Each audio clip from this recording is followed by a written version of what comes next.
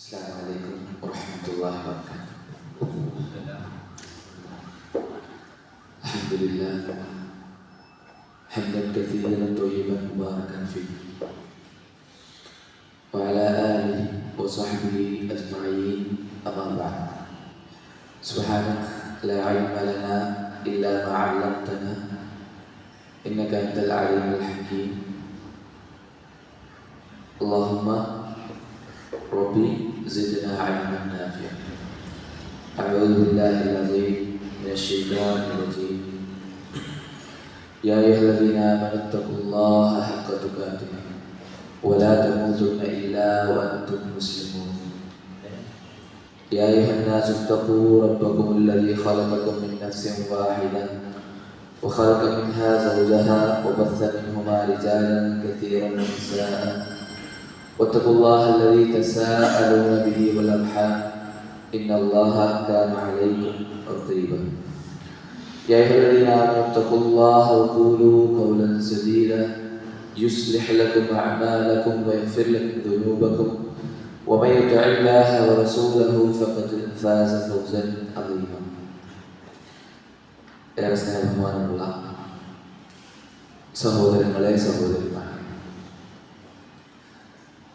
ജീവിതത്തിലെ രഹസ്യപരസ്യ മേഖലയിലെല്ലാം അള്ളാഹുവിൻ്റെ വിധിവിലക്കുകൾ സൂക്ഷിച്ച് പാലിച്ച് ജീവിക്കണേ എന്ന് മറക്കാതെ ഓരോരുത്തരെയും ഓർമ്മപ്പെടുത്തുകയാണ് വസിയത്ത് ചെയ്യുന്നത്. പടച്ചറബിന്റെ വിധിവിലക്കുകൾ അനുസരിച്ച് ജീവിക്കുന്ന യഥാർത്ഥ വിശ്വാസികളുടെ കൂട്ടത്തിൽ നാം എവരെയും ഉൾപ്പെടുത്തി അനുഗ്രഹിക്കുമാറാകട്ടെ. നാം ഇവിടെ ഒരുമിച്ച് കൂടിയതുപോലെ ജന്നാത്തുൽ ഫിർദൗസിലും ഒരുമിച്ച് കൂടാനുള്ള തൗഫീഖ് അള്ളാഹു നമുക്കൊക്കെ നൽകി അനുഗ്രഹിക്കുമാറാകട്ടെ.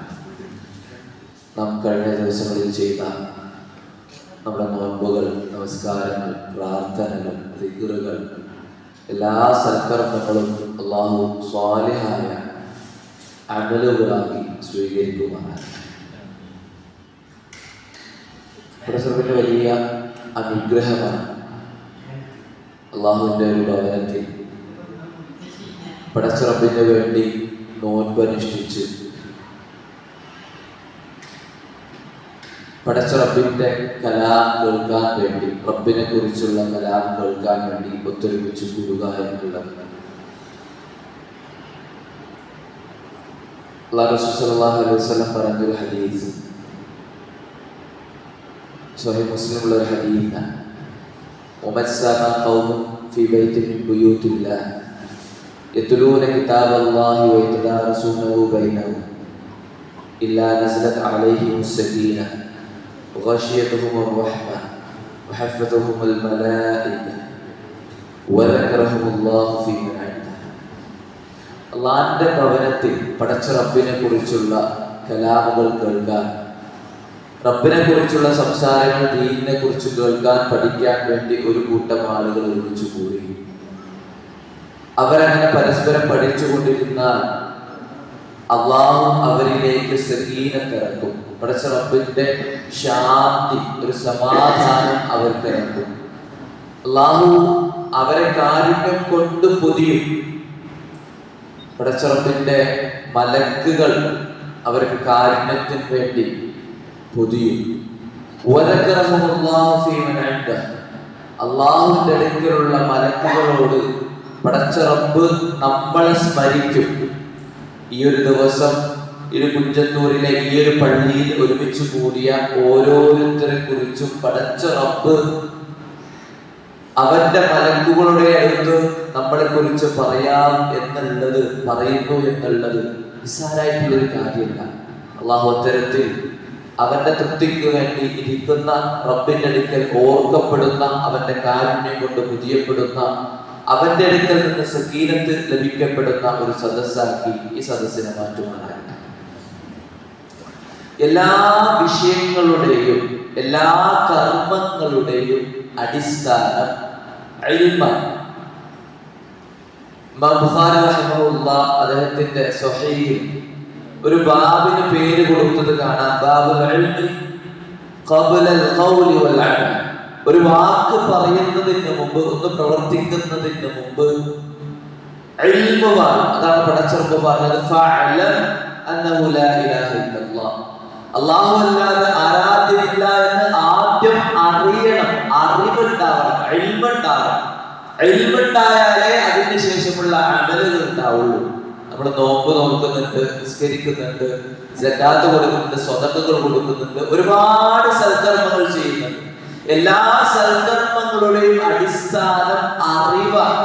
അറിവുണ്ടായാലേ നിസ്കരിക്കാൻ പറ്റുള്ളൂ. നിസ്കാരം എങ്ങനെ നമുക്ക് അറിയണം, അതിന്റെ ശുറൂത്തുകളും ഫർളുകളും സുന്നത്തുകളും നമ്മൾ അറിയണം. നോൻപ് നോക്കണമെങ്കിൽ അതിന് അറിവ് വേണം, അല്ലാഹുവിനെ കുറിച്ചും അറിവ് വേണം. അല്ലാഹു റസൂൽ സല്ലല്ലാഹു അലൈഹി വസല്ലമ നിയോഗിതനാകുന്ന സമൂഹം, ആ സമൂഹം ചരിത്രത്തിൽ അറിയപ്പെടുന്നത്, ആ കാലഘട്ടം ചരിത്രത്തിൽ അറിയപ്പെടുന്നത് അസ്റുൽ ജാഹിലിയ്യ എന്നാണ്. ജാഹിലിയ്യ കാലഘട്ടം എന്നാണ്. ഇൽമിന്റെ ഓപ്പോസിറ്റ് ആണ് ജഹാലത്ത്, വിവരമില്ലായ്മ. ജാഹിലിയ്യ കാലഘട്ടം എന്നാണ് ആ കാലഘട്ടം അറിയപ്പെട്ടിരുന്നത്. ആദർശപരമായി അല്ലാഹുവിനു പുറമെ പലതിനെയും ആരാധിച്ചിരുന്ന ആളുകൾ, വിഗ്രഹാരാധന സമൂഹത്തിൽ വ്യാപകമായിരുന്നു. അള്ളാഹുവിന് വേണ്ടി, അള്ളാഹുവിനെ ആരാധിക്കാൻ വേണ്ടി സ്ഥാപിക്കപ്പെട്ട, നിർമ്മിക്കപ്പെട്ട കഅബാലയത്തിൽ പോലും 300-ലധികം വിഗ്രഹങ്ങളായിരുന്നു അന്നുണ്ടായിരുന്നത് എന്ന് നമ്മൾക്ക് കാണാൻ സാധിക്കും. എത്രത്തോളം എന്ന് വെച്ചാൽ ഭക്ഷണ പദാർത്ഥങ്ങൾ കൊണ്ട് പോലും അവര് വിഗ്രഹങ്ങൾ ഉണ്ടാക്കുകയും ആ വിഗ്രഹത്തോട് പ്രാർത്ഥിക്കുകയും പിന്നെ മനുഷ്യന്മാർക്ക് വിശക്കുമ്പോൾ അതേ വിഗ്രഹത്തെടുത്ത് ഭക്ഷിക്കുകയും ചെയ്യുന്ന വല്ലാത്ത ഒരു അവസ്ഥ.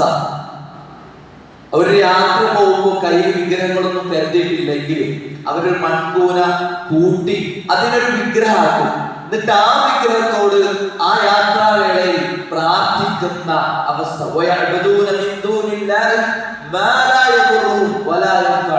അവർക്കൊരു ഉപകാരമോ ഒരു ഉപദ്രവമോ ചെയ്യാൻ പറ്റാത്ത വസ്തുക്കളെ ആരാധിച്ചിരുന്ന ഒരു സമൂഹത്തിലേക്കാണ് പ്രവാചകൻ സല്ലല്ലാഹു അലൈഹി വസല്ലമ യോഗ്യനാകുന്നത്. അവർക്ക് തന്നെയും അറിയാം ഈ വിഗ്രഹത്തിന് ഒന്നും ചെയ്യാൻ പറ്റൂല, എനിക്കൊരു ഉപകാരമോ ഒരു ഉപദ്രവമോ ചെയ്യാൻ ഇത് സാധിക്കില്ല എന്ന് അവർക്ക് തന്നെ ബോധ്യമുണ്ട്. അതുകൊണ്ടാണ് അതെന്നെ എടുത്തിട്ട് പിന്നെ കഴിക്കുകയും ചെയ്യുന്നത്. അത്രത്തോളം വിവരമില്ലായ്മ വ്യാപകമായിരുന്ന ഒരു സമൂഹം. അവർ കൂട്ടത്തിൽ ഉണ്ടായിരുന്ന അന്ധവിശ്വാസങ്ങൾ, ഒരു യാത്രയ്ക്ക് പുറപ്പെടാണെങ്കിലും, ഒരു കല്യാണം നിശ്ചയിക്കുകയാണെങ്കിലും, ഒരു സൽക്കർമ്മങ്ങളിൽ ഏർപ്പെടാണെങ്കിലും അവരാദ്യം തുയർന്ന് പറയും. അവരൊരു പക്ഷിയെ മേൽപോട്ട് പറത്തി വിടും. അത് വലതുവശത്തേക്കാണ് പോകുന്നതെങ്കിൽ ശരി, അതുമായി മുന്നോട്ട് പോവാം. അതേക്കാളും ഇടതുവശത്തേക്ക് പറന്നു പോയാൽ ആ യാത്ര ഉപേക്ഷിക്കും, ആ കല്യാണം ഉപേക്ഷിക്കും, ആ ഉദ്ദേശിച്ച കാര്യങ്ങൾ അവർ പിന്മാറും. അതിലെന്തോ അപകടമുണ്ട് എന്ന് പറഞ്ഞ് അത്രത്തോളം അന്ധവിശ്വാസങ്ങൾ നിലകൊണ്ടിരുന്ന, വ്യാപനം ഉണ്ടായിരുന്ന ഒരു സമൂഹം. സാമൂഹിക ജീവിതം, ഒരു സാമൂഹിക ജീവിതം സാധാരണ പറയാറുള്ളത് 3Ws എന്നാണ്. വൈൽഡ്, വാർ, വുമൺ. 3 Wകളായിരുന്നു ആ ജാഹിലിയ്യ കാലഘട്ടത്തിലെ അറബികളുടെ സാംസ്കാരിക നില, അവരുടെ അവസ്ഥകൾ അറിയാൻ ചുരുക്കി പറഞ്ഞാൽ ഈ 3 വസ്തുക്കളെ ചുറ്റിപ്പറ്റിയായിരുന്നു അവരുടെ ജീവിതം എന്നുള്ളത്. ഒന്നാമത്തത് വൈനെന്നാണ് പറഞ്ഞു വരുന്നത്. ആ കാലഘട്ടവും ഇന്ന് നാം ജീവിച്ചു കൊണ്ടിരിക്കുന്ന കാലവും തമ്മിൽ ഒന്ന് കമ്പയർ ചെയ്താൽ അവരെ ഏതൊന്നും മുഖേനയാണോ പ്രവാചകൻ സംസ്കരിച്ചത്, അവരിൽ മാറ്റമുണ്ടായത് ആ കാര്യം മുഖേന നമ്മളിലും മാറ്റമുണ്ടാക്കാൻ വേണ്ടിയാണ്. ഒന്നാമത്തത് വൈന. ജാഹിലിയ്യ കാലഘട്ടത്തെ നമുക്കറിയാം. കള്ളുകുടിയിൽ, ആ ലഹരിയിൽ മതിമറന്ന് അതിന്റെ അടിമപ്പെട്ട് അതിന് വേണ്ടി ജീവിച്ചിരുന്ന ആളുകൾ, ലഹരിയുടെ മദ്യത്തിന്റെ ചഷകത്തിൽ വീണ് മരിച്ച ഈച്ചയെ പെറുക്കിയെടുത്ത് അവർ പറയുന്ന വാക്കുകളുണ്ട്. നീ എത്ര ഭാഗ്യവതിയാണ്, ലഹരി കള്ളി മുങ്ങി മരിക്കാൻ ഭാഗ്യം മരിച്ച ഈച്ചയെ നോക്കി നീ ഒരു ഭാഗ്യവതിയാണ് എന്ന് പറയുന്ന കവിതകൾ പാടിയിരുന്ന ജാഹിലിയ്യ കവികൾ. ഞാൻ മരിച്ചാൽ എന്റെ മുന്തിരി വള്ളികൾക്ക് ചോട്ടിൽ മറമാടണം, ആ മുന്തിരി നാരിൽ നിന്ന് ഒഴുകി വരുന്ന ആ നീര് എനിക്ക് കബറിലാകുമ്പോഴും ആസ്വദിക്കാൻ പറ്റുമല്ലോ എന്ന് എന്നോർത്ത് അന്നോർത്ത് അവർ വസിയത്ത് ചെയ്തിരുന്ന ആ അറബികൾക്കിടയിലാണ് പ്രവാചകൻ സല്ലല്ലാഹു അലൈഹി വസല്ലമ കടന്നു വരുന്നത്.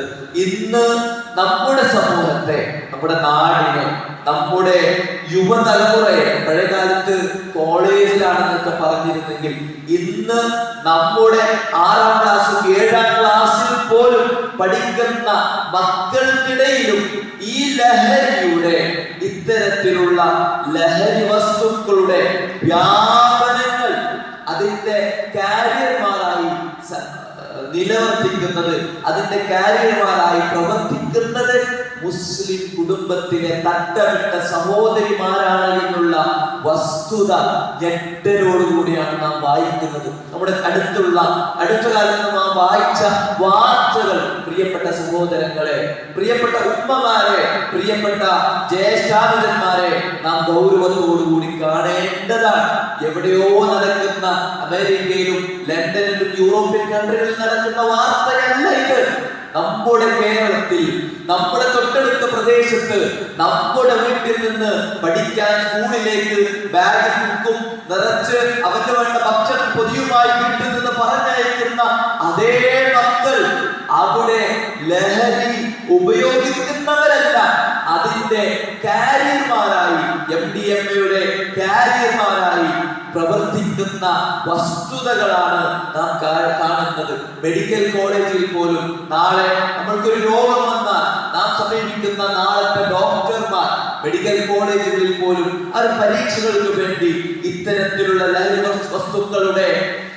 വസ്തുക്കൾക്ക് അടിമപ്പെട്ട വാർത്തകൾ നാം വായിക്കുന്നുണ്ട്. ജ്യേഷ്ഠനും സഹോദരിയും ഒന്നിച്ചു പോയി ലഹരി വസ്തുക്കൾ വാങ്ങി ഒന്നിച്ചു ഉപയോഗിക്കുന്ന മുസ്ലിം കുടുംബങ്ങളുണ്ട് എന്ന് ചാനലിലൂടെ വരുന്ന വാർത്തകളിൽ അതിന്റെ വിൽപ്പനക്കാരായിരുന്ന ആളുകൾ പറയുന്ന വാർത്തകളാണ്.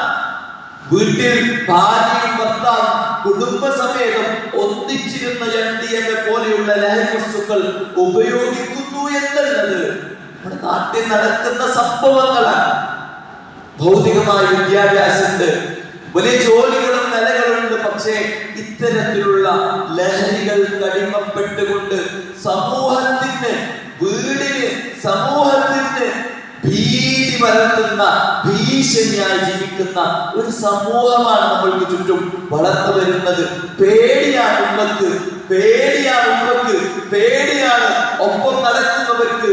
ഏത് നിമിഷവും അവൻ ആയുധമെടുത്ത് തനിക്ക് നേരെ തിരിയുമോ എന്നുള്ള പേടിയിലാണ് ഒരു ഉപ്പയും ഓരോ ദിവസവും കഴിഞ്ഞുകൂടുന്നത് എന്നത് വസ്തുതയാണ് സഹോദരങ്ങളെ. അതുകൊണ്ട് ആ സമൂഹത്തെ പ്രവാചകൻ സല്ലല്ലാഹു അലൈഹി വസല്ലം മാറ്റിയെടുത്തിട്ടുണ്ട് എങ്കിൽ, ലഹരിയിൽ മുങ്ങി ജീവിച്ചിരുന്ന, അതിനു വേണ്ടി മാത്രം ജീവിതം ചെലവഴിച്ചിരുന്ന ഒരു സമൂഹത്തിലേക്കാണ് അല്ലാഹു റസൂൽ സല്ലല്ലാഹു അലൈഹി വസല്ലം എന്ന് പറയുന്നത്. യാ അയ്യുഹല്ലദീന ആമനൂ ഇന്നമൽ ഖംറു വൽ മൈസിറു വൽ അൻസാബു വൽ അസ്ലാമു റിജ്സും മിൻ അമലി ശൈത്വാൻ ഫജ്തനിബൂഹു ലഅല്ലകും തുഫ്ലിഹൂൻ. നിങ്ങൾ അതിനെ ഉപേക്ഷിക്കണം, നിങ്ങൾ വിജയം പ്രാപിച്ചേക്കാമെന്ന് അല്ലാഹു റസൂൽ സല്ലല്ലാഹു അലൈഹി വസല്ലം ആ സമൂഹത്തോടാണ് പറയുന്നത്. ഫഹൽ അൻതും മുൻതഹൂൻ. നിങ്ങൾക്ക് വിരമിക്കാൻ സമയമായില്ലേ, ഇതൊക്കെ മാറ്റി ഇത് നിർത്താൻ സമയമായില്ലേ എന്ന പടച്ചറപ്പിന്റെ ഒരൊറ്റ ചോദ്യം കൊണ്ട് മദീന പട്ടണം, അവിടെയുള്ള തെരുവുകൾ, മദ്യത്തിന്റെ ചാലുകൾ ഒഴുകി എന്ന് ചരിത്രം പറയുമാറ് ആ മനുഷ്യരെ മാറ്റിയെടുത്തിട്ടുണ്ട് എങ്കിൽ നാം എന്തുണ്ട് ഇതിന്റെ പരിഹാരം? മക്കളും കുടുംബവും സമൂഹമൊക്കെ ഇത്തരത്തിലുള്ള പ്രയാസത്തിലാണ്, അടിമപ്പെട്ട് ജീവിക്കുകയാണ്. അതിനെ എങ്ങനെ രക്ഷപ്പെടുത്താമെന്നുള്ള ചോദ്യം ഉണ്ടെങ്കിൽ ആ ചരിത്രത്തിലേക്ക് മടങ്ങുക എന്നുള്ളതാണ് നമ്മൾക്കുള്ള പരിഹാരം. രണ്ടാമതായി, ആ സമൂഹത്തെ ബാധിച്ചിരുന്ന, ആ സമൂഹത്തിന്റെ സാംസ്കാരിക ജീവിതത്തെ ബാധിച്ചിരുന്ന ഒന്നാണ് യുദ്ധങ്ങൾ എന്നുള്ളത്. ചരിത്രത്തിൽ നമ്മൾക്ക് കാണാം, ഹർബുൽ ബസൂസ് 40 വർഷമാണ് അവർ തമ്മിൽ യുദ്ധം ചെയ്തത്. യുദ്ധത്തിനുള്ള കാരണം തന്റെ ഗോത്രത്തിൽപ്പെട്ട ഒരു ഒട്ടകം തങ്ങളുടെ ഗോത്രത്തിൽപ്പെട്ട ഒരു ഒട്ടകം മറ്റു ഗോത്രത്തിന്റെ പ്രദേശത്ത് പോയി അവിടെ നിന്ന് ഭക്ഷിച്ചു, അവരിൽ പെട്ട പുല്ല് ഭക്ഷിച്ചു. അതിന്റെ പേരിൽ ശത്രുതയും ആ ഒട്ടകത്തെ കൊല്ലുകയും ആ ഒരു നിസ്സാരമായ കാര്യത്തിന്റെ പേരിൽ 40 വർഷം യുദ്ധം ചെയ്തു. ജാഹിലിയത്തിലെ അറബികൾ എന്ന് പറയപ്പെടുന്ന മറ്റൊരു യുദ്ധം, 2 കുതിരപ്പന്തയം നടത്തി, കുതിര മത്സരം നടത്തി. അതിൽ പരാജയപ്പെട്ടതിന്റെ പേരിൽ, അതിലെന്തോ വഞ്ചന നടത്തിയതിന്റെ പേരിൽ വർഷങ്ങളോളം നീണ്ടു നിൽക്കുന്ന യുദ്ധങ്ങൾ നടത്തിയ സമൂഹത്തിലേക്കാണ് പ്രവാചകൻ സല്ലല്ലാഹു അലൈഹി വസല്ലമ നിയോഗിതരാകുന്നത്. നമ്മുടെ നാട്ടിന്റെ ഇന്നത്തെ അവസ്ഥ എടുത്ത് നോക്ക്. ഇത്തരത്തിൽ കാരണങ്ങളില്ലാതെ നിസ്സാരമായ കാര്യത്തിന്റെ പേരിൽ പരസ്പരം പോരടിക്കുന്നവർ, സ്കൂളിൽ 6-7 ക്ലാസ് തമ്മിൽ പൊരിഞ്ഞ യുദ്ധമാണ്, പോരാട്ടമാണ്, പോലീസ് കാവലാണ് മക്കൾ സ്കൂളിലേക്ക് വരുന്നത്. അധ്യാപകർക്ക് നിയന്ത്രിക്കാൻ പറ്റുന്നില്ല. പോലീസ് വന്ന് സ്കൂളുകൾക്ക്, UP സ്കൂളുകൾക്ക് പോലും കാവൽ നിൽക്കേണ്ട അവസ്ഥകളാണ് നമ്മുടെ നാട്ടിലുള്ളത്. ഷഹബാസ് എന്ന് പറയുന്ന ഒപ്പം പഠിക്കുന്ന ഒരു സഹപാഠിയുടെ തലക്കടിച്ച് കൊല്ലാൻ മാത്രം മനസ്സ് പാകപ്പെട്ട ക്രൂരമായ ഒരു സമൂഹമായി നമ്മുടെ സമൂഹം മാറുന്നുണ്ട് എങ്കിൽ തിരുവനന്തപുരം ജില്ലയിലെ വെഞ്ഞാറമൂട് എന്ന് പറയുന്ന പ്രദേശത്ത് സ്വന്തം കുടുംബത്തിലെ സ്വന്തം പെറ്റുമ്മയെപ്പോലും, സ്വന്തം പിഞ്ചനുജനെപ്പോലും ഭക്ഷണം കൊടുത്ത് അതിക്രൂരമായി ചുറ്റിക കൊണ്ട് മുഖത്തടിച്ച് വികൃതമാക്കി കൊലപ്പെടുത്താൻ മാത്രം മനസ്സ് പാകപ്പെട്ട, മനസ്സ് മരവിച്ചു പോയ ഒരു മനുഷ്യനാണ് എന്ന് പോലും വിളിക്കാൻ സാധിക്കാത്ത തരത്തിൽ മനസ്സ് മരവിച്ചു പോയ ഒരു സമൂഹം. അതൊക്കെ ചെയ്തിട്ടും ഒരു കൂസല് പോലും ഇല്ലാതെ, ഒരു മനമാറ്റം പോലും ഇല്ലാതെ, ഒരു മനസ്സ് പോലും, ഒരു മുഖത്ത് പോലും ഒരു ഭാവമാറ്റം പോലും ഇല്ലാതെ ചിരിച്ചു നടത്തുന്ന കാഴ്ചകൾ നമ്മളെ പേടിപ്പെടുത്തുന്നുണ്ട്, ഭീതിപ്പെടുത്തുന്നുണ്ട്. ഇത്തരത്തിലുള്ള സമൂഹം ഓരോ വീടുകളിലും, ഓരോ കുടുംബങ്ങളിലും വളർന്നു വരുന്നുണ്ട് എന്നുള്ള വസ്തുത പ്രിയപ്പെട്ടവരെ നാം തിരിച്ചറിഞ്ഞില്ല എങ്കിൽ നാം ഖേദിക്കേണ്ടി വരും. കോട്ടയം നഴ്സിംഗ് കോളേജിൽ നടന്ന ഒരു കാര്യം നമ്മളൊക്കെ കണ്ടിട്ടുണ്ട്. ഒരു വിദ്യാർത്ഥിയെ, 1ാം വർഷം പഠിക്കുന്ന ഒരു വിദ്യാർത്ഥിയെ അവന്റെ വസ്ത്രം ഊരിക്കൊണ്ട്, അവനെ അർദ്ധനഗ്നനാക്കിക്കൊണ്ട് ഹോസ്റ്റൽ മുറിയിൽ അതിക്രൂരമായി പീഡിപ്പിക്കുന്ന തന്റെ സീനിയർ വിദ്യാർത്ഥികൾ തന്റെ ശരീരത്തിലേക്ക് കോമ്പസ് കൊണ്ട് മാരകമായി പരിക്കേൽപ്പിക്കുമ്പോ ആ നിസ്സഹായത കൊണ്ട് അട്ടഹസിക്കുന്നവനെ, ആ നിസ്സഹായത കൊണ്ട് അട്ടഹസിക്കുന്ന ആ മകന്റെ, ആ ചെറുപ്പക്കാരന്റെ ചുറ്റിലിരുന്നു കൊണ്ട് ആനന്ദ നൃത്തം ചവിട്ടുന്ന, അവിടെ കണ്ടാസ്വദിക്കുന്ന, അതിന്റെ വീഡിയോ പകർത്തി ഗ്രൂപ്പുകളിലേക്ക് ഷെയർ ചെയ്യാൻ പഠിക്കാത്ത ഒരു സമൂഹമായി പ്രിയപ്പെട്ടവരെ, ഒരു തരത്തിലും മനുഷ്യത്വമില്ലാത്ത കിരാതന്മാരായി വിദ്യാർത്ഥികൾ, മെഡിക്കൽ കോളേജിലെ വിദ്യാർത്ഥികൾ, നഴ്സിംഗ് വിദ്യാർത്ഥികൾ, ഇത്തരത്തിലുള്ള ഭൗതികമായ വിദ്യാഭ്യാസം ലഭിച്ച ആളുകൾ പോലും മാറുമ്പോ പ്രവാചകൻ സല്ലല്ലാഹു അലൈഹി വസല്ലമ ആ സമൂഹത്തെ ഇന്നമൽ മുഅ്മിനൂന ഇഖ്വ, ആ സമൂഹത്തെ ഏകോദര സഹോദരങ്ങളാക്കി മാറ്റിയ ഒരു ചരിത്രം നമ്മൾക്ക് മുമ്പിലുണ്ട് എന്ന് നാം മനസ്സിലാക്കേണ്ടതുണ്ട്. ആ ജാഹിലിയ്യ സമൂഹത്തിലെ പരസ്പരം പോരടിച്ചിരുന്ന, യുദ്ധങ്ങൾ ചെയ്തിരുന്ന, തലവെട്ടിയിരുന്ന, പരസ്പരം പരിക്കേൽപ്പിച്ചിരുന്ന ആളുകളെയാണ് പ്രവാചകൻ സല്ലല്ലാഹു അലൈഹി വസല്ലമ ഏറ്റവും ഉത്തമമായ സമൂഹമാക്കി മാറ്റിയത് എന്ന് നാം അറിയേണ്ടതുണ്ട്. ഇതിനൊക്കെ എങ്ങനെയാണ് മാറ്റിയത് എന്നുള്ള വസ്തുതയിലേക്ക് ഇൻഷാ അല്ലാഹ് നമുക്ക് വരാം. മൂന്നാമതായി വുമൺ, സ്ത്രീ, സ്വതന്ത്ര ലൈംഗികതയ്ക്ക് വേണ്ടി മുറവിളി കൂട്ടുന്ന ഒരു സമൂഹം എത്രത്തോളം വൃത്തികെട്ട അവകാശവാദങ്ങളുമായി അതെന്റെ സ്വാതന്ത്ര്യമാണ്. എന്റെ ജീവിതം എന്റെ ചോയ്സാണ്. എനിക്ക് വേണ്ട പോലെ ജീവിക്കാനുള്ള അവകാശവും സ്വാതന്ത്ര്യവും ലഭിക്കണം. അതിനു വേണ്ടി പോരടിക്കുന്ന ആളുകൾ, ആണും കല്യാണം കഴിക്കാൻ വേണ്ടി, പെണ്ണും കല്യാണം കഴിക്കാൻ വേണ്ടി, അതിന്റെ സ്വതന്ത്രമാണ്, അതിന്റെ ഇഷ്ടമാണ്, അതിന്റെ ചോയ്സാണ്. എനിക്ക് അങ്ങനെ ജീവിക്കണം, അതിനു വേണ്ടി എനിക്ക് നിയമപരമായ സഹായം ലഭിക്കണം എന്ന് പറഞ്ഞ് അതിനു വേണ്ടി തെരഞ്ഞെടുക്കുന്ന ആളുകൾ നമ്മുടെ ജാഹിലിയത്തിനെ പോലും ലജ്ജിപ്പിക്കുന്ന വൃത്തികേടുകൾ സഹോദരങ്ങളെ നമ്മുടെ നാട്ടിൽ വ്യാപിക്കുമ്പോ ആ സമൂഹത്തിലേക്ക് പ്രവാചകനെ നിയോഗിച്ച വസ്തുത അല്ലാഹു സുബ്ഹാനഹു വ തആല പറയുന്നുണ്ട്. ഹുവല്ലദീ ബഅത ഫിൽ ഉമ്മീന റസൂലൻ മിൻഹും. അവരിൽ നിന്ന് തന്നെയുള്ള ഒരു റസൂലിനെ അല്ലാഹു ആ സമൂഹത്തിലേക്ക് നിയോഗിച്ചു. പരസ്പരം കലഹിച്ചിരുന്നവർ, പോരടിച്ചിരുന്നവർ, സ്വന്തം വീട്ടിന്റെ മുന്നിൽ താനൊരു വൃത്തികെട്ട സ്ത്രീയാണെന്ന് അറിയാൻ വേണ്ടി വീടിന്റെ മുന്നിൽ കൊടി ഉയർത്തി കെട്ടിയിരുന്ന ആ സമൂഹത്തിലേക്ക്, മദ്യത്തിൽ ലഹരിയിൽ അടിമപ്പെട്ട് ജീവിച്ചിരുന്ന ഒരു സമൂഹത്തിലേക്കാണ് പ്രവാചകൻ സല്ലല്ലാഹു അലൈഹി വസല്ലമയെ അല്ലാഹു നിയോഗിക്കുന്നത്. പടച്ചറപ്പിന്റെ കലാം അവർക്ക് ഓതി കൊടുത്തു. അവർക്ക് തസ്കിയത്ത് കൊടുത്തു, അവർ സംസ്കരിച്ചെടുത്തു. എന്തിലൂടെയാണ് അവർ സംസ്കരിച്ചത്? ഇൽമിലൂടെ, അറിവിലൂടെ ആണ് ആ സമൂഹത്തെ പടച്ച റബ്ബ് സംസ്കരിച്ചെടുത്തത്. അതിനു മുമ്പ് അവ്യക്തമായ വഴികേടിലായിരുന്ന സമൂഹത്തെ ഇൽമിലൂടെ, അറിവിലൂടെ, പരിശുദ്ധ ഖുർആനിലൂടെ അവരെ സംസ്കരിച്ചെടുത്തു. ആയിഷ സിദ്ദീഖ റളിയല്ലാഹു അൻഹ പറയുന്ന ഒരു ഹദീസ് സ്വഹീഹ് ബുഖാരി, അല്ലാഹുവിന്റെ റസൂൽ സല്ലല്ലാഹു അലൈഹി വസല്ലമ ആ സമൂഹത്തിലേക്ക് ഇറങ്ങി, ലാ തശ്റബുൽ ഖംറ, അവരോട് കള്ള് കുടിക്കരുതേ എന്നായിരുന്നു പറഞ്ഞിരുന്നുവെങ്കിൽ, ലഖാലു, അവർ പറയുമായിരുന്നു, ലാ നദഉൽ ഖംറ അബദ, ഞങ്ങൾ ഇത് ഉപേക്ഷിക്കാൻ തയ്യാറാവില്ലല്ലോ, ഞങ്ങൾ ഈ ലഹരി ഉപേക്ഷിക്കാൻ തയ്യാറാവില്ല, ഒരിക്കലും ഞങ്ങൾ ഇത് വിട്ടുമാറൂല എന്നവർ പറയുമായിരുന്നു.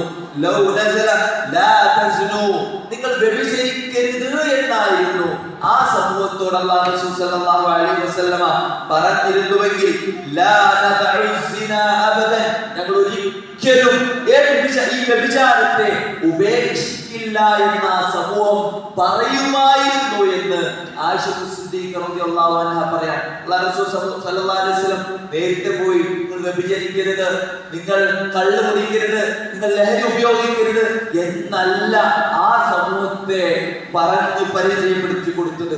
അവർക്ക് അല്ലാഹുവിന്റെ റസൂൽ പരിചയപ്പെടുത്തി കൊടുത്തു ആകാശ ലോകത്തിന്റെ ഒരു തമ്പുരാനെ, അല്ലാഹുവിനെ പരിചയപ്പെടുത്തി കൊടുത്തു, പടച്ച റബ്ബിനെ പരിചയപ്പെടുത്തി കൊടുത്തു. അല്ലാഹുവിനെ, ലോകത്തെ മുഴുവൻ സൃഷ്ടിച്ച് പരിപാലിക്കുന്ന, നിയന്ത്രിക്കുന്ന പടച്ച റബ്ബിനെ അവർക്ക് പരിചയപ്പെടുത്തി കൊടുത്തു. നാം എത്ര രഹസ്യമായി ചെയ്താലും, ആരാരും കണ്ടില്ലെങ്കിലും നമ്മളെ കാണുന്ന ഒരു പടച്ച റബ്ബ് ഉണ്ട് എന്നുള്ള പടച്ച റബ്ബിനെ അവർക്ക് പരിചയപ്പെടുത്തി കൊടുത്തു. ഈ ലോകത്തിനെ മുഴുവൻ സൃഷ്ടിച്ച് പരിപാലിക്കുന്ന ഒരു റബ്ബുണ്ട്. ആ റബ്ബ് നമ്മളെ കണ്ടുകൊണ്ടിരിക്കുന്നുണ്ട്. ആ റബ്ബിന്റെ അനുഗ്രഹങ്ങളാണ് നാം ആസ്വദിച്ചു കൊണ്ടിരിക്കുന്നത്. ആ റബ്ബ് നൽകിയ ശ്വാസമാണ്, റബ്ബിന്റെ അനുഗ്രഹമാണ് ഓരോ നിമിഷവും നാം ആസ്വദിച്ചു കൊണ്ടിരിക്കുന്നത്. ആ റബ്ബിന്റെ അനുഗ്രഹമാണ് നാം കാണുന്നതും നാം കേൾക്കുന്നതും നാം അറിയുന്നതുമെല്ലാം ആ റബ്ബിൽ നിന്നാണ് എന്ന പടച്ച റബ്ബിനെ ആ സമൂഹത്തിന് പരിചയപ്പെടുത്തി കൊടുത്തു. മഅരിഫത്തുർ റസൂൽ, ആ റസൂലിനെ അവർ അറിഞ്ഞു ജീവിതം കൊണ്ട്. ആ ജീവിതം കൊണ്ട് ആ വ്യക്തിത്വത്തെ, ആ സ്വഭാവത്തെ, ഏത് രൂപത്തിലായിരിക്കണം ഒരു മനുഷ്യനെന്ന് പ്രവാചകൻ സല്ലല്ലാഹു അലൈഹി വസല്ലമ ആ സമൂഹത്തിൽ ജീവിച്ച് കാണിച്ചു കൊടുത്തു. മഅരിഫത്തുദ്ദീൻ, ആ ദീൻ അവർക്ക് പഠിപ്പിച്ചു കൊടുത്തു. പടച്ച റബ്ബിനെ പരിചയപ്പെടുത്തിയതിലൂടെ അല്ലാഹുവിന്റെ റസൂൽ സല്ലല്ലാഹു അലൈഹി വസല്ലം ആ സമൂഹത്തെ മാറ്റിയെടുത്തു. കള്ളു കുടിക്കരുത്, വ്യഭിചരിക്കരുത് എന്നവരോട് പറഞ്ഞില്ല, അല്ലാഹുവിനെ പരിചയപ്പെടുത്തി കൊടുത്തു. അള്ളാഹുവിനെ പരിചയപ്പെടുത്തി കൊടുത്തു. ഇന്നും മക്കൾക്ക് കൊടുക്കാൻ പറ്റുന്ന ഏറ്റവും വലിയ മരുന്ന് എന്നുള്ളത് പടച്ചോനെ പരിചയപ്പെടുത്തി കൊടുക്കുക എന്നുള്ളതാണ്. ലഹരി ഉപയോഗിച്ചാലുള്ള ശാരീരികമായ ആരോഗ്യപരമായ പ്രശ്നങ്ങളോ മറ്റു കാര്യങ്ങൾക്കപ്പുറം മോനെ ഒരു അള്ളാഹു ഉണ്ട്. നമ്മെ കാണുന്ന, നമ്മെ കേൾക്കുന്ന, നമ്മൾക്കെല്ലാം നൽകിയ ഒരു പടച്ച റബ്ബുണ്ട്. ആ റബ്ബിനെ പരിചയപ്പെടുത്തുക എന്നുള്ളതാണ് സഹോദരങ്ങളെ നാം ചെയ്യേണ്ടതും. അല്ലാഹു സ്വല്ലല്ലാഹു അലൈഹി വസല്ലം മക്കയിലെ 13 വർഷക്കാലം ചെയ്തതും അവർക്ക് നിസ്കാരം പഠിപ്പിക്കുകയല്ല, അവർക്ക് നോമ്പും സക്കാത്തും ഹജ്ജും പഠിപ്പിക്കുകയല്ല. അല്ലാഹു സ്വല്ലല്ലാഹു അലൈഹി വസല്ലം ചെയ്തത് അവരെ ആദർശത്തെ നന്നാക്കി, അവരിൽ തൗഹീദ് ഉറപ്പിച്ചു, പടച്ച റബ്ബിനെ പരിചയപ്പെടുത്തി. റബ്ബിനെ അറിയുന്നവരായവർ, റബ്ബിനറിയുന്നവരായി. മൻ റബ്ബുകുമാ യാ മൂസ റബ്ബുനല്ലദീ അഅതാ കുല്ല ശൈഇൻ ഖൽഖഹു സുമ്മ ഹദാ. ആരാണ് മൂസ, നീ പറയുന്ന നിന്റെ റബ്ബ് എന്ന് ഫിർഔൻ ചോദിച്ചപ്പോൾ മൂസ അലൈഹിസ്സലാം പറഞ്ഞ മറുപടി റബ്ബുനല്ലദീ അഅതാ കുല്ല ശൈഇൻ ഖൽഖഹു സുമ്മ ഹദാ. എല്ലാ വസ്തുക്കൾക്കും അതിന്റെ രൂപം നൽകി, അതിനെ വഴി കാണിച്ചു കൊടുക്കുന്ന ആ റബ്ബാണ് ഞാൻ പറയുന്ന, ഞാൻ പരിചയപ്പെടുത്തുന്ന റബ്ബ് എന്ന് മഹാനായ മൂസ അലൈഹിസ്സലാം ആ സമൂഹത്തെ പറഞ്ഞു മനസ്സിലാക്കി കൊടുത്തു. അങ്ങനെ പ്രവാചകൻ സല്ലല്ലാഹു അലൈഹി വസല്ലമ പഠിപ്പിച്ച ഈ തലമുറ ഖൈറുൽ ഖുറൂനായി മാറി. പരസ്പരം പോരടിച്ചിരുന്നവർ, പരസ്പരം യുദ്ധങ്ങൾ ചെയ്തിരുന്നവർ, വ്യഭിചാരത്തിലും മദ്യത്തിലും മുഴുകി ജീവിച്ചിരുന്ന സമൂഹത്തെ കുറിച്ച് തന്നെയാണ് പ്രവാചകൻ സല്ലല്ലാഹു അലൈഹി വസല്ലം പറഞ്ഞത് ഖൈറുൽ ഖുറൂനി ഖർനി. ഏറ്റവും ഉത്തമമായ സമൂഹം ലോക ചരിത്രത്തിൽ അതുപോലെ തുല്യതയില്ലാത്ത, പകരം വെക്കാനില്ലാത്ത ഒരു സമൂഹമായി ആ സമൂഹത്തെ പ്രവാചകൻ സല്ലല്ലാഹു അലൈഹി വസല്ലമ മാറ്റിയെടുക്കുകയാണ്. അറിവിലൂടെയാണ്, വിജ്ഞാനത്തിലൂടെയാണ്, പടച്ച റബ്ബിനെ പരിചയപ്പെടുത്തുന്നതിലൂടെയാണ് അവർക്ക് മാറ്റമുണ്ടായത്. ആ അറിവും വിജ്ഞാനവും അവരുടെ ലഹരിയായി മാറി. ആ അറിവ് അവരുടെ ലഹരിയായി മാറി. ഖാല അല്ലാഹ് ഖാല റസൂൽ അവരുടെ ജീവിതത്തിന്റെ ഭാഗമായി മാറി. ആ അറിവിനെ അവർ നെഞ്ചോട് ചേർത്തു. മഹാനായ ഉമർ ഇബ്നു ഖത്താബ് റളിയല്ലാഹു അൻഹുവിന്റെ ചരിത്രത്തിൽ നമ്മൾക്ക് കാണാൻ സാധിക്കും. സ്വഹീഹ് ബുഖാരിയിലുള്ള ഹദീസാണ്. മഹാനായ ഉമർ റളിയല്ലാഹു അൻഹു അദ്ദേഹത്തിന്റെ ഒരു അയൽവാസിയുണ്ട്. അദ്ദേഹത്തിന്റെ കച്ചവടം ചെയ്യണം. കുടുംബത്തിന് ജീവിക്കണമെങ്കിൽ സ്വാഭാവികമായിട്ട് കച്ചവടം ചെയ്യേണ്ടി വരും. അവർക്കുള്ള റിസ്ക് ആവശ്യമായി വരും. ഉമർ റളിയല്ലാഹു അൻഹു ഒരു പ്രയാസം, ഞാൻ കച്ചവടം ചെയ്യാൻ പോയാൽ അല്ലാഹുവിന്റെ റസൂലിൽ നിന്ന് കിട്ടുന്ന വഹ്യ്, അറിവ് എനിക്ക് നഷ്ടപ്പെടുന്നുണ്ട്, എനിക്ക് അറിയാൻ പറ്റുന്നില്ല. ഇതിനെന്ത് വഴി? തന്റെ അയൽവാസിയായ ഒരു അൻസ്വാരിയായ ഒരു സ്വഹാബി വിളിച്ചുകൊണ്ട് പറയുന്നുണ്ട് അദ്ദേഹം, അല്ലാഹുവിന്റെ റസൂൽ, ഞാൻ കച്ചവടക്കാരനാണ്, എന്നാൽ ഞാൻ തന്റെ സഹോദരനെ തന്റെ കച്ചവടത്തിൽ അദ്ദേഹം പാർട്ണറാക്കുകയാണ്. തമ്മിലുള്ള കരാറുക, ഞാൻ ഒരു ദിവസം കച്ചവടത്തിന് പോയാൽ താങ്കൾ അല്ലാഹുവിന്റെ റസൂലിന്റെ സദസ്സിലേക്ക് പോകണം. അവിടെ അല്ലാഹു റസൂൽ പഠിപ്പിക്കുന്ന വിജ്ഞാനങ്ങൾ മുഴുവൻ നിങ്ങൾ പഠിക്കണം. ഞാൻ കച്ചവടം കഴിഞ്ഞു വന്നാൽ എന്റെ കച്ചവടത്തിന്റെ ലാഭത്തിന്റെ നേർപകുതി താങ്കൾക്ക് നൽകാം. താങ്കൾ അല്ലാഹുവിന്റെ റസൂൽ സല്ലല്ലാഹു അലൈഹി വസല്ലമിന്റെ അടുക്കൽ നിന്ന് പഠിച്ചു വന്ന വിജ്ഞാനം എനിക്ക് പഠിപ്പിച്ചു തന്നാൽ മതി. പിറ്റേ ദിവസം ഞാൻ അല്ലാഹുവിന്റെ റസൂലിന്റെ സദസ്സിലേക്ക് പോകും. താങ്കൾക്ക് കച്ചവടത്തിന് പോകാം. താങ്കൾ കച്ചവടം ചെയ്തിട്ടാക്കിയ ലാഭത്തിന്റെ വിഹിതം പകുതി താങ്കൾക്കും പകുതി ഞാൻ പഠിക്കാം. ഞാൻ പഠിച്ചു വന്ന അറിവ് താങ്കൾക്ക് പഠിപ്പിച്ചു കൊടുക്കുകയും ചെയ്യാം. അവരൊന്നും ജോലി കൂലിയില്ലാത്ത മനുഷ്യന്മാരായിരുന്നില്ല. നമുക്ക് ഭയങ്കര തിരക്കാണ്, ജോലിയാണ്, കച്ചവടമാണ്, ഒഴിവില്ല, ഒന്നിനൊഴിവില്ല. ക്ലാസ്സിൽ വന്നിരിക്കാനോ പഠിക്കാനോ ദീൻ പഠിക്കാനോ നമുക്ക് സമയമില്ല. മഹാനായ ഉമർ റളിയല്ലാഹു അൻഹുവിന്റെ ചരിത്രം സ്വഹീഹ് ബുഖാരിയിലുള്ളത്. അതുപോലെ താങ്കൾ ചെയ്യണമെന്ന് മഹാനായ ഉമർ ഇബ്നു ഖത്താബ് റളിയല്ലാഹു അൻഹു പറയുന്നത് നമുക്ക് കാണാൻ സാധിക്കും. മഹാനായ ജാബിർ ഇബ്നു അബ്ദുല്ലാഹ് റളിയല്ലാഹു അൻഹു ഒരൊറ്റ ഹദീസിന് വേണ്ടി അദ്ദേഹം യാത്ര ചെയ്തത് 2000ഓളം കിലോമീറ്ററാണ്. സ്വഹാബിയായ ജാബിർ ഇബ്നു അബ്ദുല്ലാഹ് റളിയല്ലാഹു അൻഹു ഒരു ഹദീസിന് വേണ്ടി യാത്ര ചെയ്തത് 2000ഓളം കിലോമീറ്ററാണ്. മഹാനായ അബ്ദുല്ലാഹ് ഇബ്നു അബ്ബാസ് റളിയല്ലാഹു അൻഹു അദ്ദേഹത്തിന്റെ ചരിത്രത്തിൽ നമുക്ക് കാണാൻ സാധിക്കും. ഹിബ്റുൽ ഉമ്മ എന്നറിയപ്പെട്ട മഹാനായ അബ്ദുല്ലാഹ് ഇബ്നു അബ്ബാസ് റളിയല്ലാഹു അൻഹു അദ്ദേഹം ഒരു ദിവസം ഒരു യാത്ര ചെയ്യാൻ അല്ലാഹു റസൂൽ എന്നുള്ള ഒരു ഹദീസ് ഒരു മനുഷ്യന്റെ അടുക്കലുണ്ട് എന്ന് അബ്ദുല്ലാഹ് ഇബ്നു അബ്ബാസ് റളിയല്ലാഹു അൻഹു അറിയാം. യാത്ര ചെയ്യാൻ അവിടെ എത്തുമ്പോ നേരം വൈകിയിട്ടുണ്ട്. ആ സ്വഹാബിയുടെ വീടിന്റെ വാതിൽ അടിച്ചിട്ടുണ്ട്. ആ വീടിന്റെ മുറ്റത്ത് അബ്ദുല്ലാഹ് ഇബ്നു അബ്ബാസ് റളിയല്ലാഹു അൻഹു കിടന്നുറങ്ങുകയാണ്. പിറ്റേ ദിവസം വാതിൽ തുറന്ന് മുന്നിൽ കാണുന്നത് അബ്ദുല്ലാഹ് ഇബ്നു അബ്ബാസ് റളിയല്ലാഹു അൻഹു പ്രവാചകന്റെ പിതൃവ്യപുത്രനായ അബ്ദുല്ലാഹ് ഇബ്നു അബ്ബാസ്. അദ്ദേഹം അത്ഭുതപ്പെട്ടു. അദ്ദേഹം തിരിച്ചു പറയുന്നുണ്ട്, യാ അബ്ദു റസൂലില്ലാഹ്, അല്ലാഹുവിന്റെ റസൂലിന്റെ പിതൃവ്യപുത്ര, അലാ വസൽത ഇലയ്യ, താങ്കൾക്ക് ഒരാളെ അയച്ചാൽ പോരായിരുന്നോ?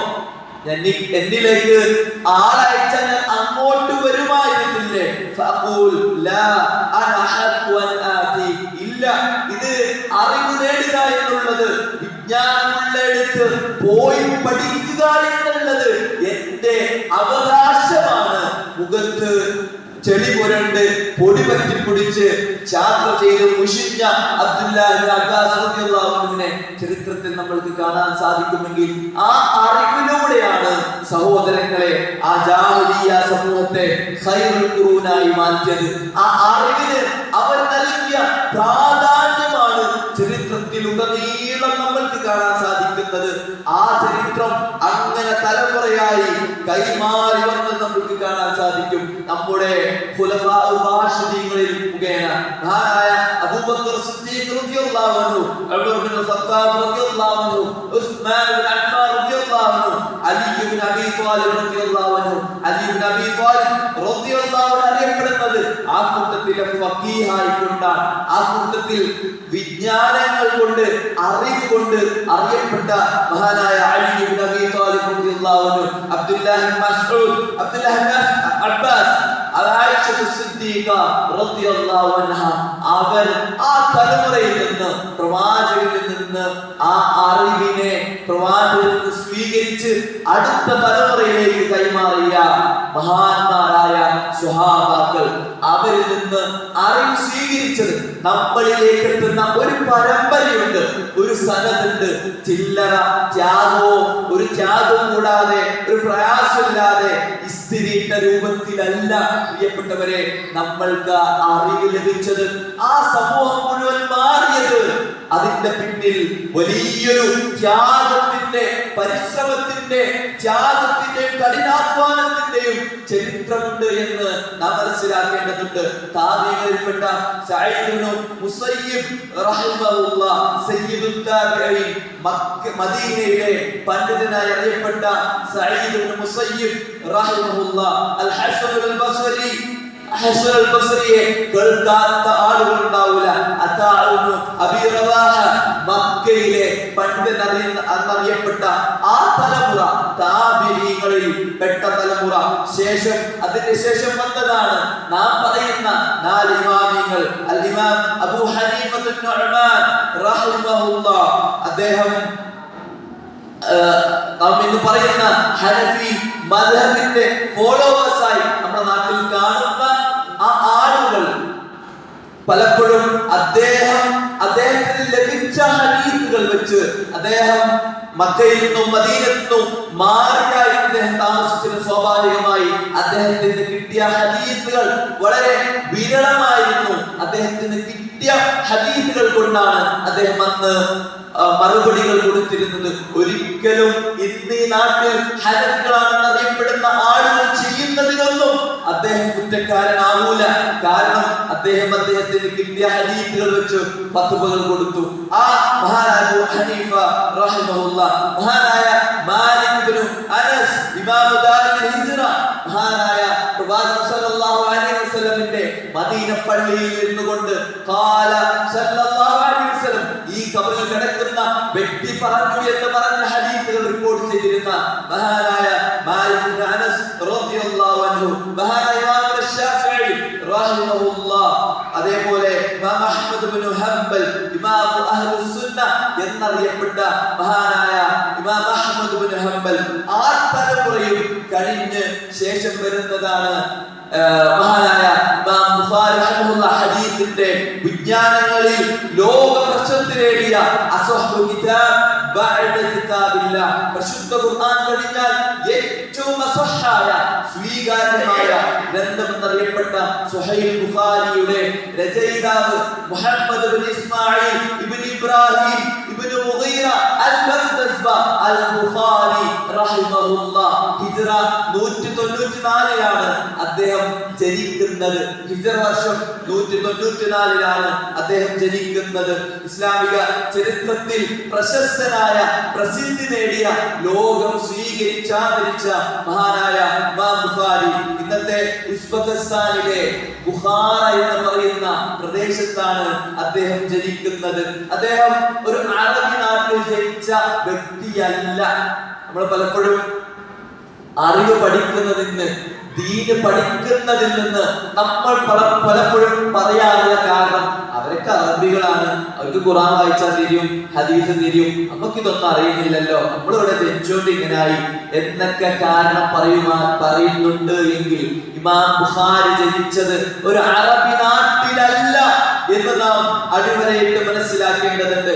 ഇമാം മുസ്ലിം ജനിക്കുന്നത് അറബി നാട്ടിലല്ല. ഇമാം ഇബ്നു മാജയും ഇമാം തിർമിദിയും ഹദീസിന്റെ ചരിത്രത്തിൽ വിശ്വപ്രസിദ്ധരായ പണ്ഡിതന്മാരൊന്നും ജനിക്കുന്നത് ഒരു അറബി നാട്ടിലല്ല എന്നുള്ള വസ്തുത എന്റെ പ്രിയപ്പെട്ടവരെ നാം മനസ്സിലാക്കേണ്ടതുണ്ട്. അവർ അറബി പഠിച്ചു. എന്ന റബ്ബിന്റെ കലാം കേട്ട് ദീൻ പഠിക്കാൻ വേണ്ടി അവർ അറബി പഠിക്കാൻ തയ്യാറായി, അതിനു വേണ്ടി പരിശ്രമിച്ചു, ത്യാഗം ചെയ്തു. അങ്ങനെ ലോകമറിയപ്പെടുന്ന സ്വീകാര്യത ലഭിക്കുന്ന പണ്ഡിതന്മാരായി അവർ മാറി എന്നുള്ളതാണ്. ഇമാം ബുഖാരിയുടെ പിതാവ് ഇസ്മാഈൽ ഇമാം മാലിക് റഹിമഹുള്ളയുടെ ശിഷ്യനാണ്, വലിയ ഹദീസ് പണ്ഡിതനാണ്. അദ്ദേഹത്തിന്റെ ബുഖാരിയുടെ ചെറുപ്പത്തിൽ വാപ്പ മരണപ്പെടുന്നുണ്ട്. ആ പിതാവിൻ്റെതായി ചരിത്ര ഗ്രന്ഥങ്ങളിൽ രേഖപ്പെടുത്തപ്പെട്ട ചില വാക്കുകളുണ്ട്. അദ്ദേഹം വലിയ സമ്പന്നനായി, ഒരുപാട് സമ്പത്തുള്ള ഒരു വ്യക്തിയായിരുന്നു. പക്ഷേ അദ്ദേഹം പറയാണ്, ലാ അലമു മിൻ മാലിൻ ദിർഹമൻ മിൻ ഹറാം വലാ ദിർഹമൻ മിൻ ശുബ്ഹ. എന്റെ സമ്പത്തിൽ, ഞാൻ സമ്പാദിച്ചുണ്ടാക്കിയ എന്റെ സമ്പത്തിൽ ഒരൊറ്റ ദിർഹം പോലും ഹറാമിൽ നിന്നുള്ള ഒരു ദിർഹം പോലും ഇല്ല, ഹറാമിൽ നിന്നുള്ളത് പോലും ഇല്ല എന്നല്ല, വലാ ശുബ്ഹത്തിൻ, ഹറാമാണോ ഹലാലാണോ എന്നുള്ള സംശയമുള്ള ഒരു ദിർഹം പോലും എന്റെ സമ്പത്തിലില്ല എന്ന് ഇമാം ബുഖാരിയുടെ പിതാവ് ഇസ്മാഈൽ റഹിമഹുല്ലാഹ് പറയുന്ന ചരിത്രത്തിൽ നമ്മൾക്ക് കാണാൻ സാധിക്കും. വളരെ ഗൗരവപ്പെട്ടതാണ്. മക്കൾ സ്വാധീനങ്ങളാവണമെങ്കിൽ, മക്കൾ പടച്ചറപ്പിനെ അനുസരിക്കുന്ന, പടച്ചറപ്പിനെ സൂക്ഷിക്കുന്ന മക്കൾ ആകണമെങ്കിൽ പ്രിയപ്പെട്ട ഉമ്മമാരും ആലോചിക്കേണ്ടത് അവർക്ക് കൊടുക്കുന്ന ഭക്ഷണം ഹലാലാവണം. ഹറാമ് ഭക്ഷിപ്പിച്ച് പലിശയിൽ നിന്നുള്ള ഭക്ഷണം കൊടുത്ത് അന്യായമായ സ്വത്ത് കരസ്ഥമാക്കി അതിൽ നിന്നാണ് അവർക്ക് ഭക്ഷിപ്പിക്കുന്നത് എങ്കിൽ ആ മക്കളിൽ സ്വാധീനങ്ങളാവണമെന്ന് പ്രതീക്ഷിക്കുന്നതിൽ അർത്ഥമില്ല. സലഫുകളായ വനിതകളെ കുറിച്ച് പറയാറുണ്ട്, തന്റെ ഭർത്താവ് വീട്ടിൽ നിന്ന് രാവിലെ ഇറങ്ങുമ്പോ അവര് പറയുന്ന വാക്കുകൾ, ഇന്നാ നസ്ബിറു അലൽ ജൂ വലാ നസ്ബിറു അലൻ നാർ. തന്റെ വീട്ടിൽ നിന്ന് രാവിലെ കച്ചവടത്തിന് വേണ്ടി, ജോലിക്ക് വേണ്ടി പുറത്തിറങ്ങുന്ന ഭർത്താവിനെ വിളിച്ചുകൊണ്ട് സലഫുകളായ നമ്മുടെ ഉമ്മമാർ പറഞ്ഞ വാക്ക്, ഇന്നാ നസ്ബിറു അലൽ ജൂ, ഞങ്ങൾ പട്ടിണി കിടന്നോളാം, ഞങ്ങൾക്ക് പട്ടിണി ക്ഷമിക്കാൻ, സഹിക്കാൻ ഞങ്ങൾക്ക് കഴിയും. പക്ഷേ നരകത്തെ സഹിക്കാൻ ഞങ്ങൾക്ക് കഴിയൂലട്ടോ. നരകത്തിന്റെ ഭയാനകത, അതിന്റെ കാഠിന്യം, അത് ക്ഷമിക്കാനും സഹിക്കാനും ഞങ്ങൾക്ക് കഴിയില്ല. പട്ടിണി കിടന്നാലും കഴിയില്ല, ഹലാലായ മാത്രം വീട്ടിലേക്ക് കൊണ്ടുവരണം എന്ന് പറഞ്ഞ ആ ഉമ്മമാരാണ് പ്രിയപ്പെട്ടവരെ നമ്മുടെ ചരിത്രങ്ങളിൽ, നമ്മുടെ സലഫുകളായി ഇന്ന് ബാക്കിയുള്ളത്. എന്നാൽ ഇന്ന അവസ്ഥ എന്താ? പലപ്പോഴും പല ഉപ്പമാരും, പല പുരുഷന്മാരും പല സഹോദരങ്ങളും ഹറാമായ പലിശയുമായി ബന്ധപ്പെടാൻ കാരണം സ്വന്തം മാതാവിനെ വ്യഭിചരിക്കുന്നതിനേക്കാളും കഠിനമാണ് പലിശക്കാരന് പടച്ചുറപ്പിന്റെ അടുക്കലുള്ള ശിക്ഷ.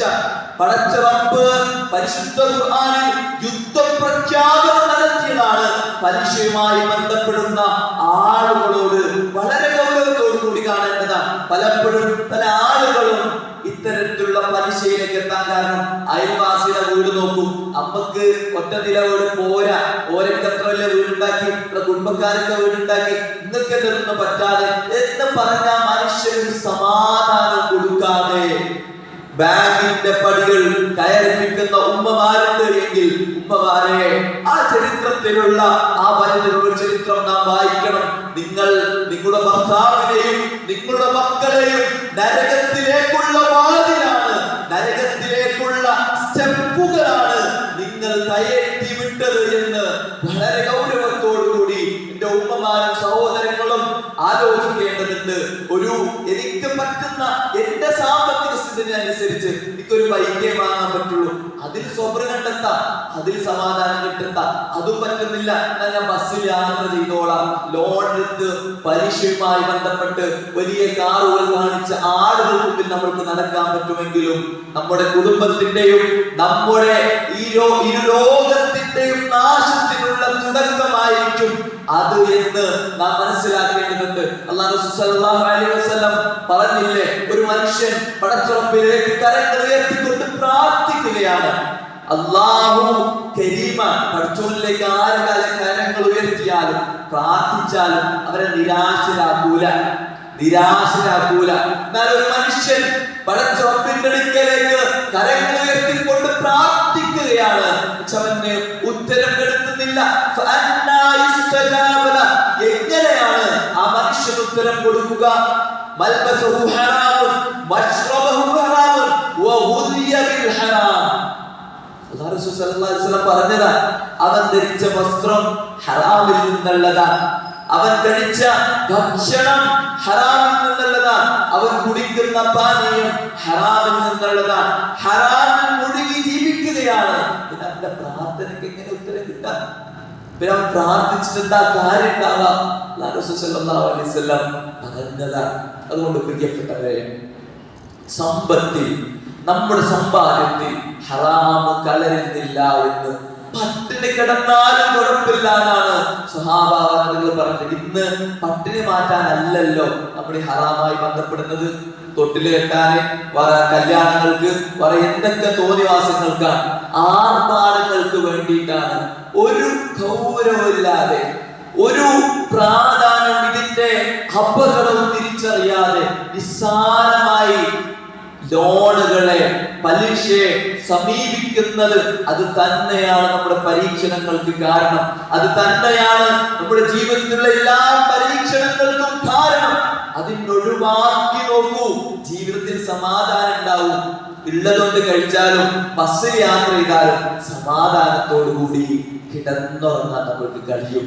സഹോദരങ്ങളെ,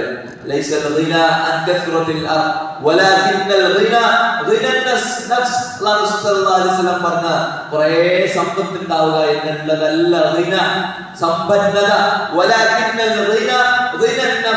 സ്വന്തം നഫ്സിന് ഒരു തൃപ്തി ഉണ്ടാവുക, കിട്ടിയതുകൊണ്ട് ഒരു തൃപ്തിപ്പെട്ട് ജീവിക്കാൻ പറ്റുക എന്നുള്ളതാണ് ഖിന എന്നുള്ളത്. ഞാൻ പറഞ്ഞു വന്നത് മഹാനായ ബുഖാരി റഹിമഹുള്ളയുടെ ചരിത്രം. അദ്ദേഹത്തിന്റെ പിതാവ് പറഞ്ഞ വാക്കാണ്, ഹറാമിൽ നിന്നോ ഹറാമാണോ എന്ന് സംശയിക്കുന്ന ഒരു ദിർഹം പോലും എന്റെ സമ്പത്തിലില്ല.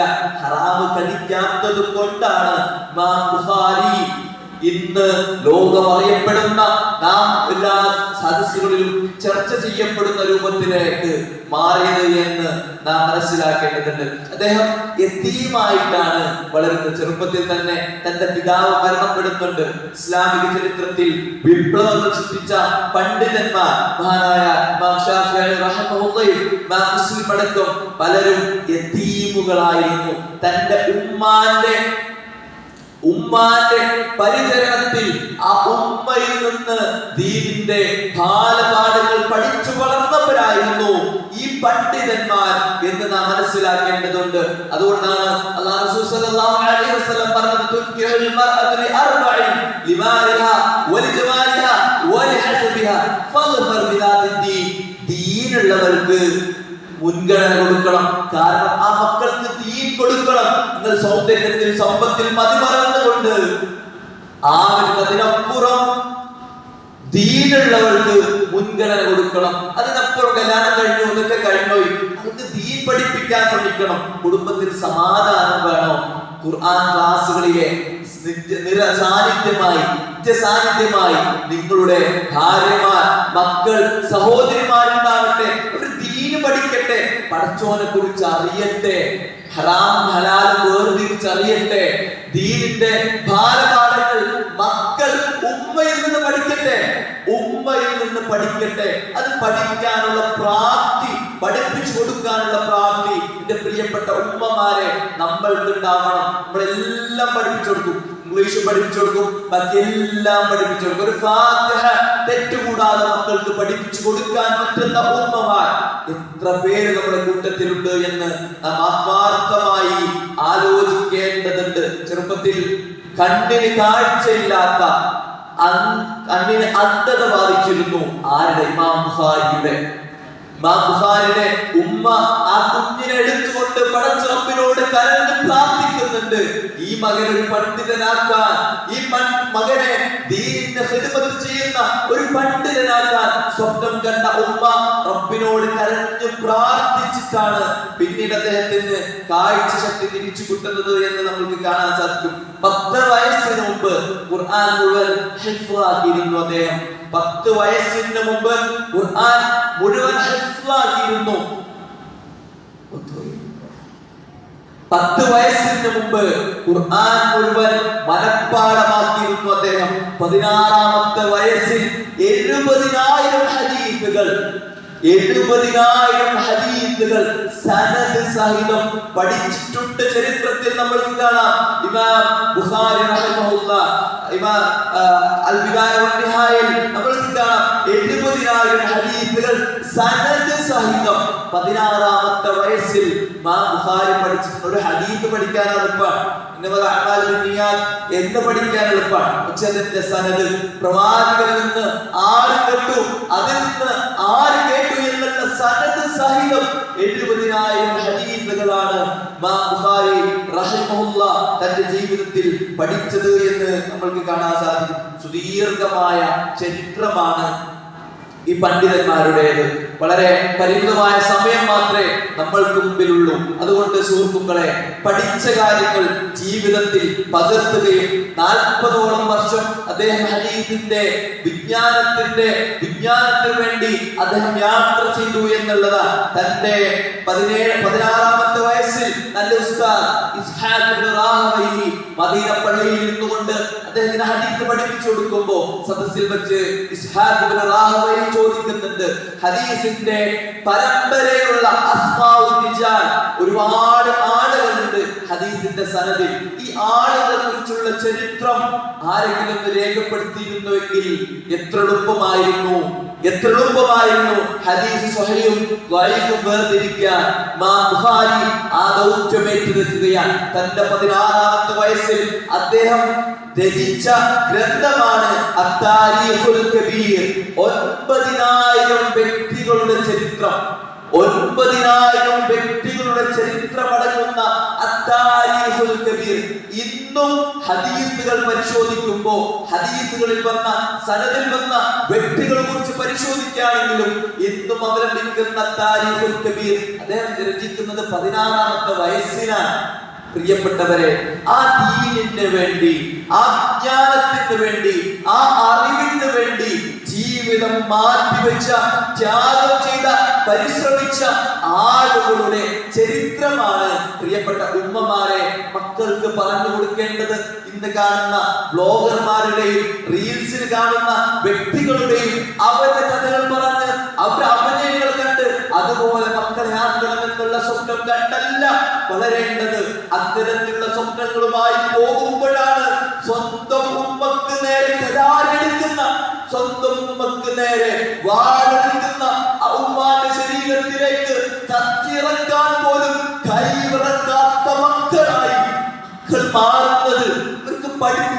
കൊടുക്കണം.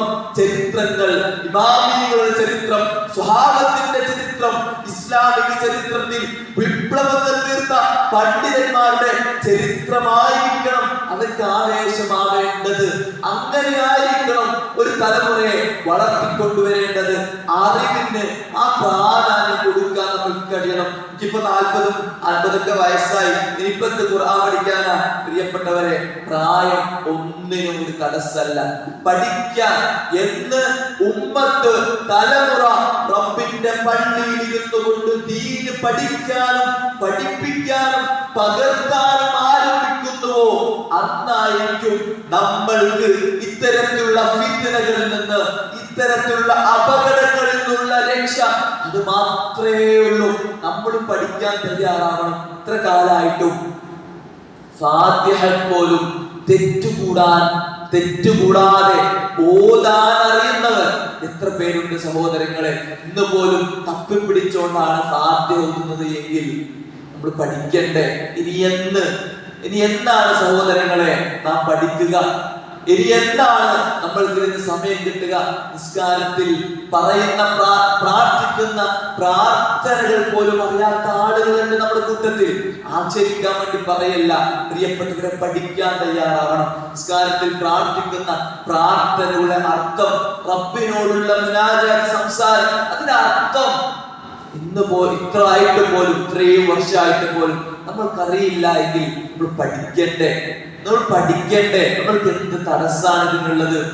അന്ന് അവർ യാത്ര ചെയ്തിരുന്നത്, ആയിരക്കണക്കിന് കിലോമീറ്ററുകൾ യാത്ര ചെയ്തിരുന്നത് ഇന്നത്തെ പോലെ സൗകര്യങ്ങളോ വാഹന സൗകര്യങ്ങളോ ഇങ്ങനെ AC കൊണ്ട് ശീതീകരിച്ച ബിൽഡിങ്ങുകൾക്കകത്തുള്ള സൗകര്യങ്ങളായിരുന്നില്ല.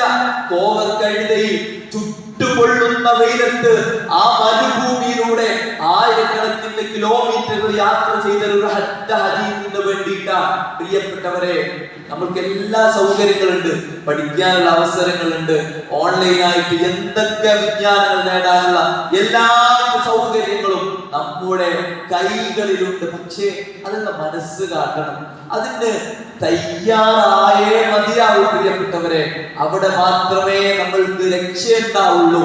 നമ്മൾ മരിച്ച് നമ്മുടെ മയ്യത്ത് പള്ളിയിൽ കൊണ്ടുവന്ന് വെച്ചാൽ, എനിക്ക് വേണ്ടി മയ്യത്ത് നമസ്കരിക്കുന്ന ഒരു മകനെങ്കിലും എനിക്കുണ്ടോ എന്ന്